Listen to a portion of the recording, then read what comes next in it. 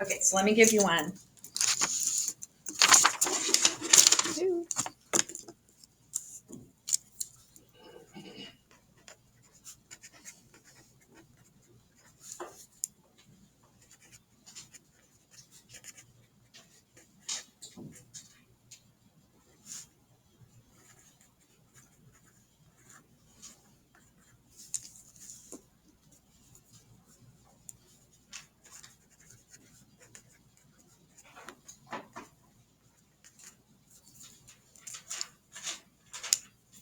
All right, I'm gonna give you a second to solve.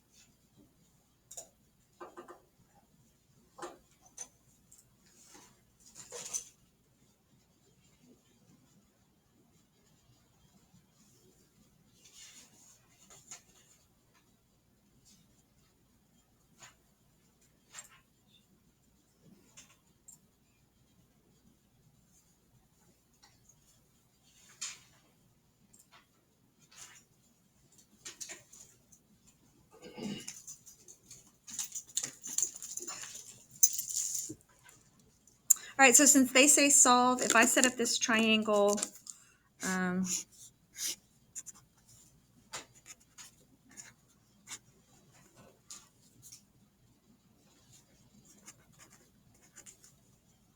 the first thing I would be solving for would be angle B because I have side B.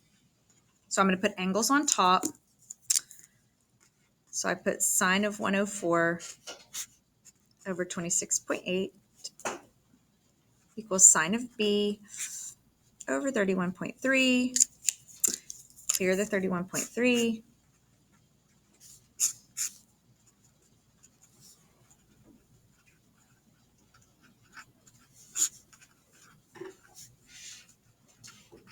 Then I have to arc sine.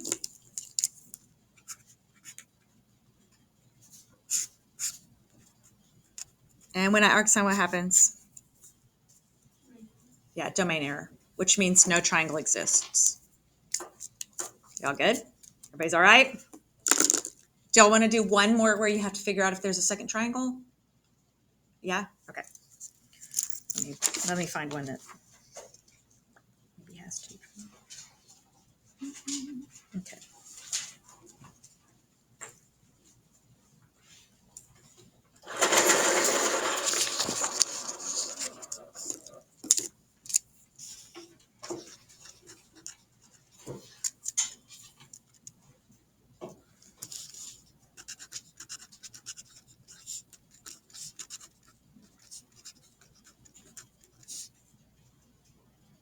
I thought I just did. Wait, I'll take this back.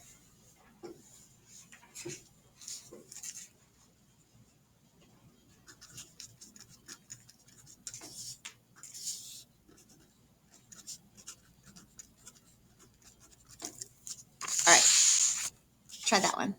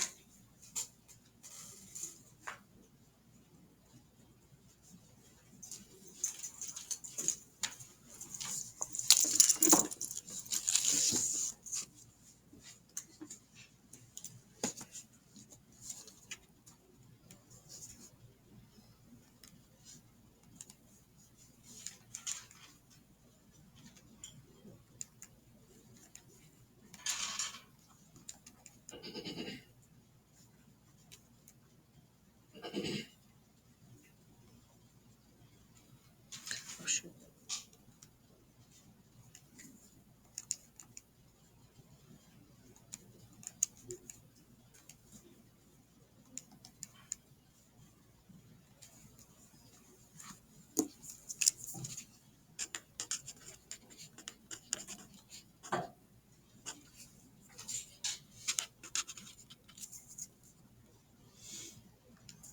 Okay.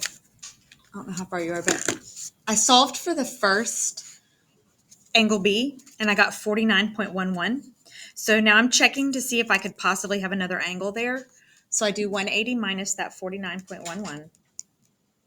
That gives me 130.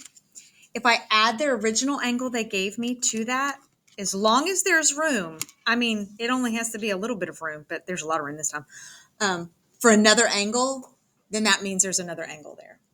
So there's plenty of room. So that means that the 130.89 is also an angle B. And that means you have to solve for two different angle C's. So if I'm solving for my first angle C, I do 180 minus the 49.11 minus the original 29.7. So I get angle C is 101.19. These are degrees. My other angle C, do 180 minus the 130 minus the original 29.7. This one is 19.41. Are y'all good? Kinda? Okay. So, law of sines that we've just been doing, it only works if you have that completed ratio. So what do we do if we don't have the completed ratio? So let me give you a triangle real quick.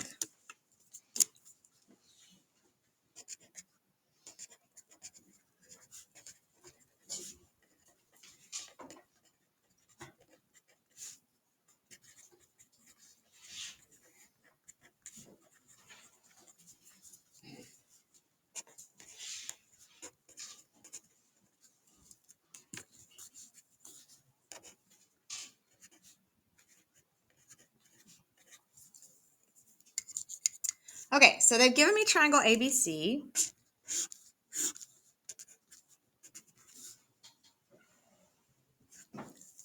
Yeah, that's an obtuse angle. Just pretend. It's fine. So they give me angle C, but they don't give me side C. That's what I'm looking for. I just have these two sides. I have side A, and I have side B. Well, I don't have a completed ratio because I don't have side C, nor do I have angle A or angle B. And I can't get them by subtracting from 180 because I only have one angle. So when you have a situation like this, law of sines won't work. This is when you have to use law of cosines. So it is on the formula sheet. So I'm going to give it to you. There are 3 different versions of law of cosines.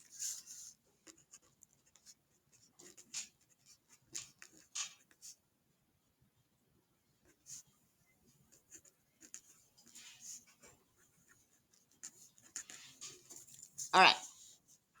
So I have, if you look at what you have at the beginning, you have A, B, and C. And then it's always minus 2 by 2. That's part of the formula. And then what comes next, this BC, is going to be whatever's on the same side of the equal sign. So if I'm starting with A squared over here, this is BC. That means these two are going to be BC also. And the angle always matches what's on the left side.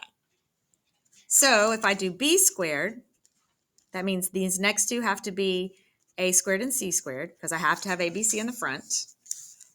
Minus 2AC, because it matches these, sine B, because this and this match. Now, these are going to be given to you on the formula sheet, so it really doesn't matter. So with all of that in mind, if I'm looking for side C, then I need C over here, because that's the side I'm looking for. which means this is going to be B and A. All right, so I am literally just plugging numbers in the formula. So I don't know C, I'm looking for C. So I'm going to leave it C squared. I do know A and B, and it doesn't really matter what order you put them in. So my A is 423 squared plus 259 squared minus 2 times A times C sine of C.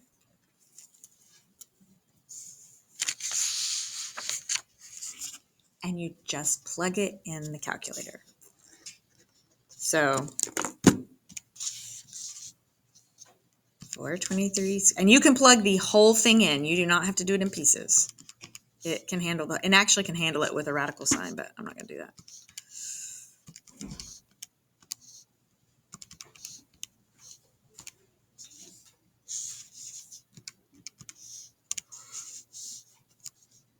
Okay, that gave me 83,176. But remember, that's C squared, and I need C. So I just take the square root of that.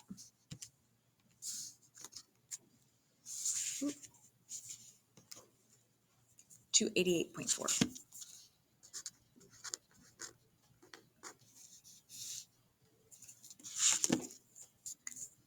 Y'all good? Super easy. It's really, really easy if we're looking for a side. So let me give you another one real quick. This one's going to be